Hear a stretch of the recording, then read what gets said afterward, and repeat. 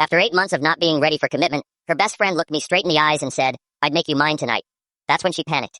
For months, Emily had been crying about how much she needed me for her birthday. She had spent all morning decorating her place while she was at the spa, the one I paid for. When she walked through the door and everyone shouted, "Surprise!" she screamed with joy and hugged everyone, except me. "Oh my God, you're the best!" she melted, talking to everyone, while I stood there holding the personalized cake I had ordered 3 weeks ago. She literally walked around me like I was a piece of furniture. She ignored me as I tried to wish her a happy birthday. When her cousin asked, "Who's that guy next to the cake?" she actually said, "Oh, that's just Daniel. He helped a little." A little.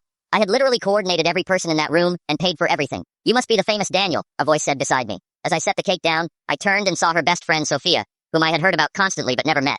She was visiting from Madrid for the party, dark-haired, kind eyes. Famous might be an exaggeration, I said, watching Emily take selfies with everyone while I faded into the background. Sophia followed my gaze. She always does this, right? Keeps people at a distance while making them think they're close. She sipped her champagne. "I've watched her do it since college. You're different." Then she studied me. "Let me guess. You met on Tinder?" She said she wanted something real. "First date was perfect?"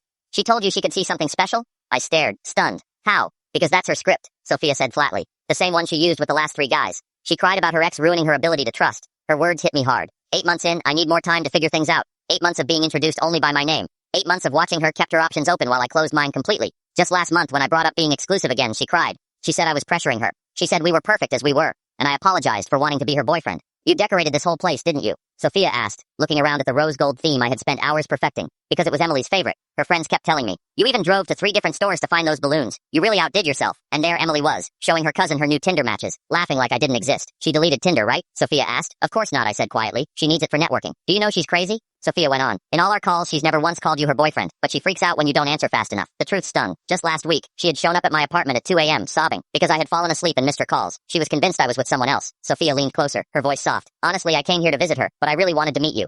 She talks about you constantly, but only when she's afraid you'll leave. It's always. Daniel might be seeing someone else." Daniel didn't put a heart on my message. Across the room, Emily finally noticed us talking. She stopped mid-conversation with her cousin and stormed toward us, her face tense. "I'm tired of games," Sophia suddenly said, raising her voice just enough. "I'm 28. I want something real. Someone who shows up. Someone who puts in effort. Someone who doesn't need 8 months to decide if they like you." She looked straight at me, and I knew you wanted something real the moment I saw what you did for this night. Her words were everything Emily's never were. Direct, clear, honest. Emily reached us, grabbed my arm, nails digging in. "What the hell are you doing?" she screamed at Sophia before turning to me with tears already forming. "Honey, we need to talk in private." "Honey." The first time she had ever called me that in front of anyone. Sophia smiled calmly. "Just being honest about what I want. Something you could try sometime." "Daniel is my boyfriend," Emily suddenly shouted to the room full of confused friends. "We've been together for 8 months. We're exclusive." Her cousin actually laughed. "Since when? You literally just showed me your Tinder matches." Emily dragged me into her room, her forgotten party fading behind us. "We need to talk now," she said, frantically tapping her phone. "I'm deleting Tinder right now." I looked around the room where I had spent so many nights waiting for her to decide who we were. "You never needed more time," I said quietly. "You just needed to think you could lose me." She started to speak, then stopped, and her silence said more than 8 months of excuses ever did.